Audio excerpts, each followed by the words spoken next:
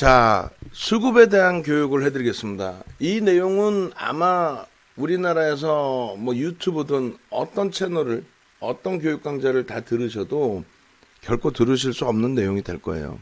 우리 하오사한님께서 질문 주셨는데 자주 들어오는 질문 중에 하나죠. 외국인이 사는데 또 프로그램도 사는데 왜 기관들은 팔아요?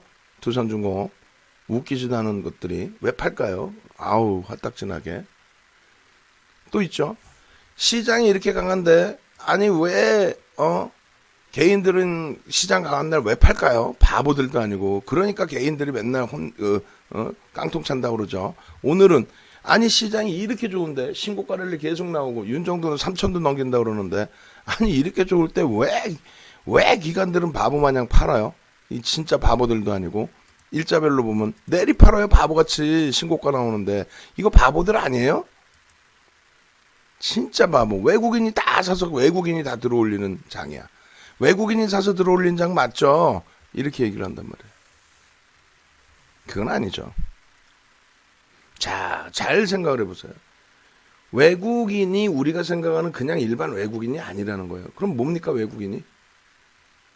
외국인이라는 거는 우리나라에서 기관 투자자로서 인정을 받을 수 있는 외국계 기관 투자자를 얘기합니다. 우리나라에서 그냥 외국인 이렇게 얘기하는 게 아니라 외국계 자금이 들어와서 기관 투자자 역할을 하는, 그러니까 실질적으로 외국계 기관 투자자가 펀딩받은 자금을 가지고 들어와서 우리나라에서 운영을 하는데 그 부분에 적격 자격증이라는 게 있어요. 국가마다 이제 적격 자격증 이름은 조금씩 다릅니다.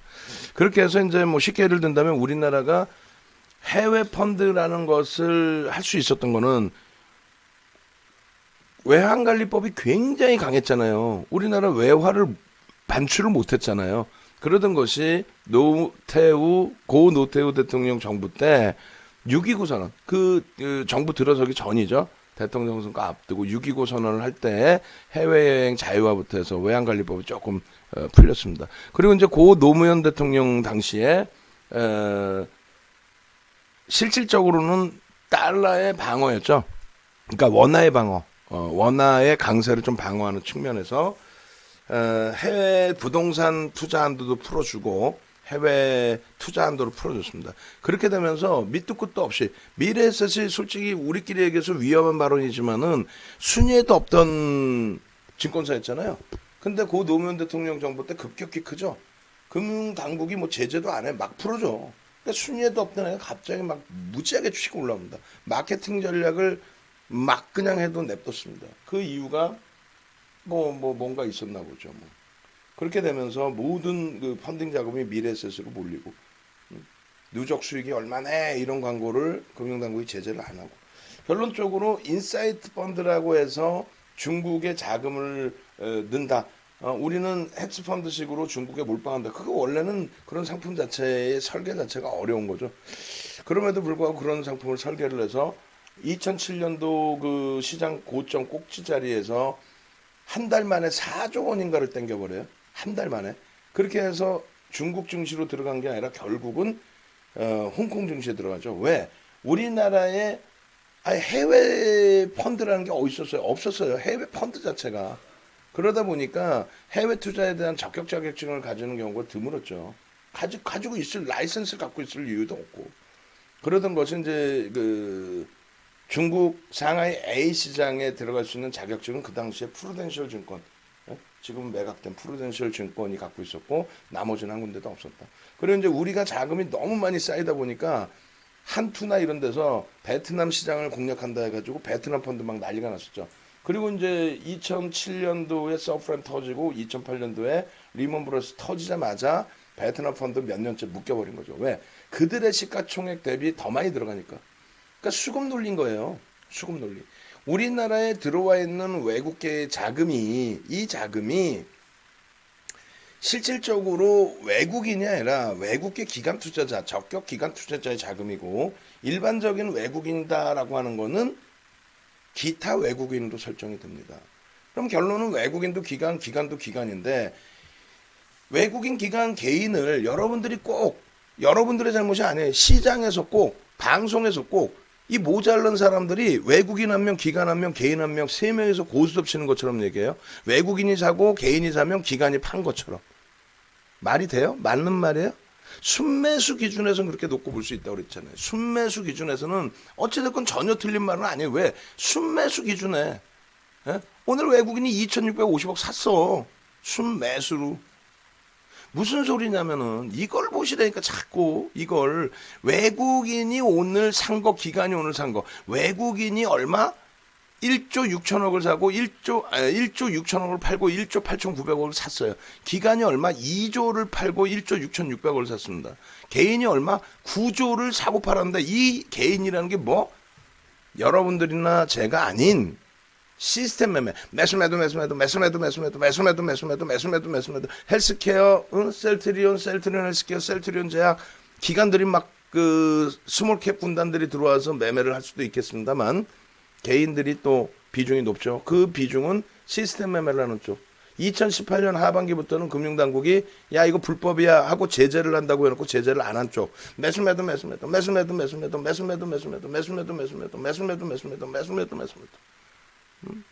그잖아요.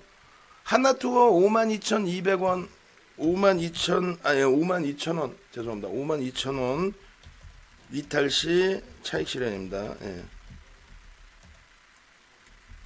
차익 실현입니다. 그렇게 해서 개인들의 구조원에 흐르면 매수매도 개인들이 지금 예를 들면은 뭐 셀트리온이나 이런 거는 선호도가 있지만 예를 들어서 LG화학을 개인들이 죽어라고 사가지고 0.5% 들어올렸을까요? 개인들이 죽어라고 사서 하나투어를 6.3% 들어올렸어요? 개인들이 죽어라고 사가지고 만도를 4.26% 들어올렸어요? KB금융 죽어라고 3.56% 올라가고 있는데 기관들이 죽어라고 팔고 있나요? 아니라니까. 뭐냐면 개인들의 매수매도 빼고 나머지 개인들은 뭐 일부는 사고 일부는 매도하겠죠. 근데 매도를 어떻게 해요? 막 밑으로 집어 던져요 막? 응? 하나투어에서 개인들이 막 밑으로 막 집어 던져. 기관들이 막 하나투어 밑으로 막 그냥 막 치고 던지나? LG화학 막 개인 기관들이 오늘 매도잖아요. 전체 시장에서 막 그냥 밑으로 막 집어 던져요? 아니란 말이야. 무슨 얘기냐면은 똑같은 외국인들끼리 외국인만 먼저 보잔 말이에요. 외국인이 2,690억을 샀죠. 그러면 1조 9천억을 위로 사주고 있다는 얘기야. 평균적으로. 1조 6천억은 밑으로 집어던지는 게 아니라 위에 걸어놓고 매도를 하고 있다는 얘기고. 기관들도 마찬가지예요. 2조 원에 지금 4,200억을 매도하고 있지만 2조 원의 매도를 밑으로 막 집어던지는 매도면 시장이 깨져야죠. 근데 그렇지 않다는 거예요. 외국인은 바보나? 기관이 막 집어던지는데 밑에서 사지 왜 위로 사? 주가 조작하려고? 혹은 내가 사는 거 주가 땡겨 놓으려고? 아이 시가총액이 얼만데 그게 말이 되는 소리예요. 그러니까 결론은 잘 생각해 보세요. 기관들이 뭐 예를 들어서 2년 만기 다 된 상품도 있을 거 아니야. 그걸 일부 차익 실현하는 거. 와 좋은 시점에 잘 차익 실현할 수 있겠다. 차익 실현. 응? 그걸 차익 실현을 오늘 같은 장에 밑으로 던져요. 바보야 기관이. 펀드 매니저들이 바보예요. 그 얘기를 하는 사람이 바보라니까. 방송 나와서 오늘 같은 날 이 기관들이 말이야 바보같이 매도하고 말이에요. 이렇게 얘기하는 전문가들 분명히 있어요. 근데 그 전문가들을 보면은 시원하다고 얘기해. 와 시원하다. 이 녀석들 기관 녀석들 혼나야 돼. 우리 전문가 누구 A라는 사람한테 혼나야 돼. 말 같지도 않은 소리. 기관들이 왜 밑으로 던지냐고 오늘 같은 장에. 응? 결론적으로 기관들은요 위에 잡아놓는 거예요. 위에 그대로. 응? 그러나서 만약에 위에 잡아놓은 물량이 차익 실현이 됐어요. 근데 차익 실현이 됐는데 환매가 나와요? 안 나오잖아. 지금 장에 환매가 많이 나오나? 자금이 유입되겠죠. 그럼 신규 자금 유입되면 어떻게 해요? 환매 안 나오네? 차익 실현했는데? 수익 확정 졌는데? 어떻게 해? 나는 고점이라고 생각해 주셨나? 야, 이 정도만 한번 차익 실현하자 하고 했는데 어떻게 돼? 계속 올라가. 근데 나는 예를 들어서 LG화학 오늘의 기준처럼 그냥 기계적으로 뭐 81만 원을 평균 단가 팔았어. 내일 됐는데 83만 원이 돼. 고객이 돈을 안 찾아가. 그럼 뭐예요? 주식 사놓으란 얘기잖아. 그러니까 LG화학 83만 원을 또 사는 거야. 위든 아래든 상관없어요. 비중을 채워 넣는 거예요. 펀드 상품에 대한 비중을 채워 넣는 기준이 잡혀있다고 그랬잖아요. 그거를 금융당국이 사실은 제재를 합니다. 그 근거 자료를 보여드릴 테니까 보세요. 이런 내용이 되는 거예요. 어떤 거냐면 강연의 자료 옛날 거 보여드리면서 자랑하잖아. 앞으로는 이거 할 거야. 뭐를 할 거냐면은 이렇게 돼 있어요. 기관 투자자들의 펀드 보유 비중 이런 것도 금융당국이 이렇게 들여다봐요. 자산운용사협회 뭐 이런 데 들어가면 나와요. 여기 보면 주식 비중 84.98, 선물 반영 90.02 이런 식으로 다 돼 있단 말이에요. 그렇게 해서 이거를 예를 들면 90% 이상을 채우게 되면 금융당국이 제재를 내. 예를 들어서 야 너무 많이 채웠어. 이것들이 돈을 이렇게 많이 채우면 되겠어. 이거 그냥. 근데 또 어떤 때는 정부가 야 시장 좀 뭐 인위적으로 땡길 수는 없지만 뭐 어쩌고저쩌고 하면 또 더 사. 또 어떤 경우는 예를 들어 리먼 터졌어. 근데 기관들도 로스컷 해야 될 거 아니에요. 아니 손절하기로 약속을 해놨잖아. 그 감사팀이 그걸 들여다본단 말이에요. 근데 그게 아니라 기관들이 손절을 하면 문제가 돼. 그러니까 니네 이것에 대해서 나중에 문제 안 삼을 테니까 기관들 쪽에서 로스컷 범위를 조금만 늘리면 안 될까? 운영의 묘미를 살리면 안 될까? 비중 여기서 95%까지 채우면 안 되겠니? 이거 보이시죠? 주식 편입 비중 이렇게. 그러니까 그렇게 해서 비중 조절을 관리를 하는 거지. 눈에 보이는 게 4천억 매도했다고 해서 2조 1천억 매도하고 1조 6천억 매수가 있잖아요. 근데 그 부분을 무조건 일방향으로 매도했다고 생각하면 안 되죠. 고스톱 치면서 윤정두가 4천원을 잃었다 이렇게 생각하면 안 된단 말이에요. 매도한 외국인이 있고 매수한 외국인이 있고 그 방향성이 그 힘이 위로 매수했느냐 밑으로 매수했느냐 던져지는 물량 매수했느냐 아니면 뭐 올라가는 물량 그러니까 그것도 좀 더 이해가 되시려면 이런 거예요. 외국인들이 예를 들면은 수급 범위를 밑에서도 한번 보여드리는데 이게 2005년도 자료 2005년도 자료 예를 들면 이거예요. 외국인이 죽어라고 매도하고 있죠. 24일 연속 3조를 매도해 외국인이. 예? 외국인이 24거래일 연속 3조를 매도해. 근데 시장은 날아다녀. 아니 외국인이 파는데 어떻게 날아갈 수가 있어? 밑으로 집어던지나요? 아니란 말이지. 2005년도에 우리가 이 메트로 강연에 프루덴셜 강연에 보여드릴게요. 2008년도 기준에 이 보시면은 기가 차요. 기관이 막 때려 사고 있대. 기관이 사는 건가? 옆집 철수형 돈으로 누가 사는 거예요? 옆집 철수형 돈으로 기관이 사는 것처럼 투신이 사는 것처럼 보이는 거죠. 옆집 철수형이 돈을 막 갖다 놓거든. 왜? 주식형 펀드 수장이 잔고 봐요. 왜? 갑자기 IMF IT 거품 붕괴되고 나서 마이너스 80% 90% 계좌가 현대차 150% 올랐다고 주식하라 그러면 손가락질 했다니까. 야 윤정도 저 녀석 정신 못 차리고 장가도 안 가고 야 근데 이 지금 뭐하냐. 케이블 TV 나가 이 녀석이 정신 못 차리고 뭐하는데 주식 전문가 이 녀석이 이랬다니까. 2004년도까지도 그렇게 하고 나서 시장은 2003년 바닥 찍고 2004년도에 폭등이 나왔는데도 불구하고 그러다가 고 노무현 대통령 정부 때 황우석 박사 해가지고 그냥 조화장 42배 산성펜시 57배 그리고 고 노무현 대통령도 코스닥 펀드 8천만 원 가입했네. 이거를 만들어 놓다 보니까 부동산 대책 잡으려고 부동산 대책 831 부동산 대책 그냥 자금이 2005년도 하반기부터 몰리기 시작하는데 얼마?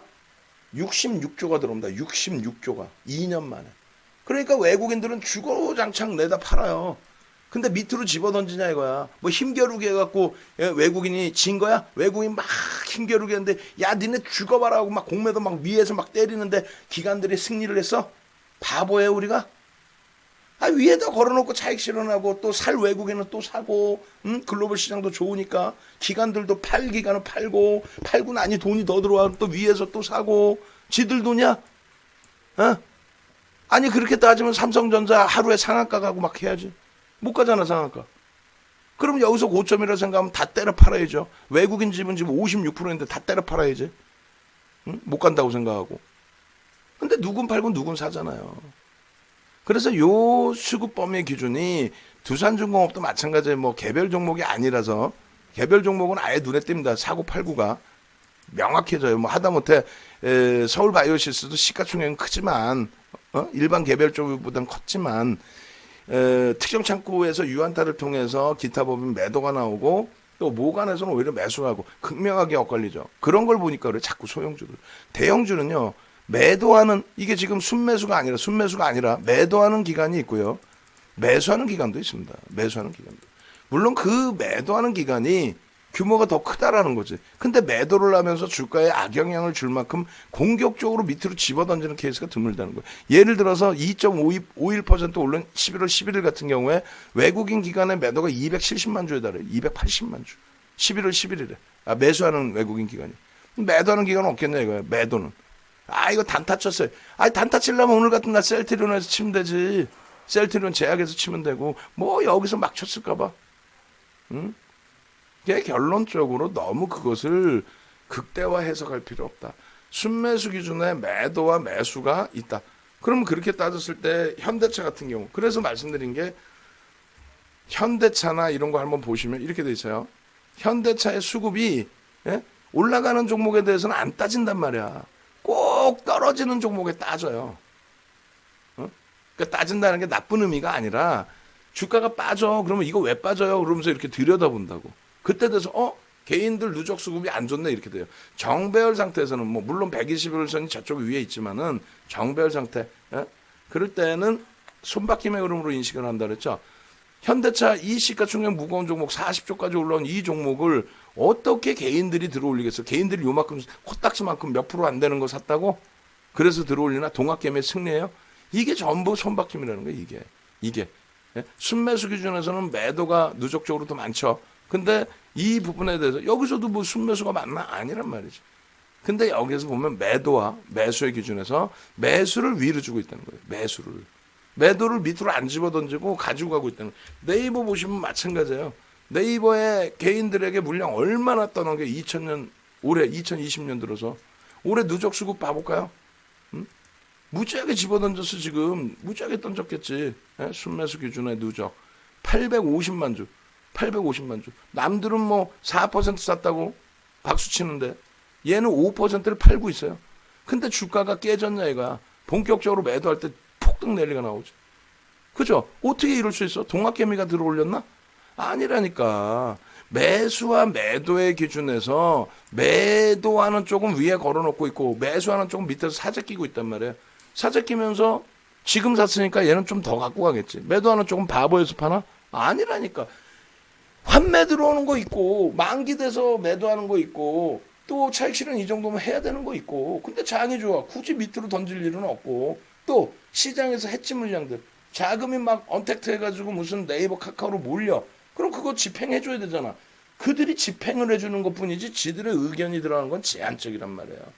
결론은 수급 범위는 그런 식으로 대처가 된다. 그리고 프로그램 쪽도 두 가지가 있다고 그랬어요. 하나는 차익 거래, 하나는 비차익 거래입니다. 뭐냐면 프로그램은 말 그대로 시스템 매매하고 똑같은 건데 프로그램 쪽은 이제 금융당국에 신고를 하고 매매를 해요. 시스템은 그냥 자체적으로 개발한 거 가지고 귀찮으니까 알아서 매매해라 그러고 알고리즘 주는 거고 프로그램 매매는 내가 한 1조 이상을 운영하는 매니저예요. 혹은 1000억 이상을 해. 근데 종목을 오늘 여러 개를 넣어야 돼. 그럼 바스켓 매매를 하고 한꺼번에 수씩 넣어놓고 이 조건에서는 이렇게 매매를 해줘라고 이제 설정을 해놓는 거죠. 그것에 대해서 해지도 해놓고 그 다음에 코스피 200 지수에 대한 해지 물량도 있고 그리고 차익 거래라는 거는 코스피 200과 현물과의 괴리. 선물 쪽은 세금을 안 내거든요. 매도세를. 그 괴리를 이용한 매매가 있어요. 그럼 네이버 같은 경우 예를 들어서 뭐 현대중공업이다. 두산중공업이다. 그럼 두산중공업 같은 경우에 차익 거래는 거의 없어요. 지금 순매수 기준에. 그죠? 선물 쪽과 연동된 코스피 200 선물 쪽과 연동된 매매라는 거예요. 차익 거래는. 비차익 거래는 뭐예요? 비차익 거래는 선물의 동향하고 상관없이 자체적인 매매 기준입니다. 자체적으로 매매를 하는 거야. 프로그램을 이용해서 내가 그냥 손으로 일일이 매매하기 귀찮으니까 프로그램 이용해서. 그러니까 매수와 매도가 조건식대로. 그럼 비차익은 뭐예요? 차익 거래가 아니기 때문에 선물의 연동, 시장의 연동이 아닌 자체적인 수급으로 들어온다. 근데 나는 매매를 좀 하고 싶어. 스몰캡이고 뭐 나는 매매를 단타를 칠 수도 있고 아니면 내가 더 좋은 가격에 사고 싶고 더 높은 가격에 뭐 팔고 싶고 그러면 이제 그거를 수동으로 매매를 하는 거죠. 수동적으로. 그거는 이제 프로그램에 안 잡히겠죠. 그래서 프로그램에 매수를 들어오고 있고 그 프로그램을 이제 외국인들이 대부분 지금 보니까 사용하는 것 같고 기관들이 매도하는 거는 한 명이 아니다. 매수도 한다. 그래서 지금 가격에 차익 실현의 욕구가 터지는 부분도 있다. 여기까지.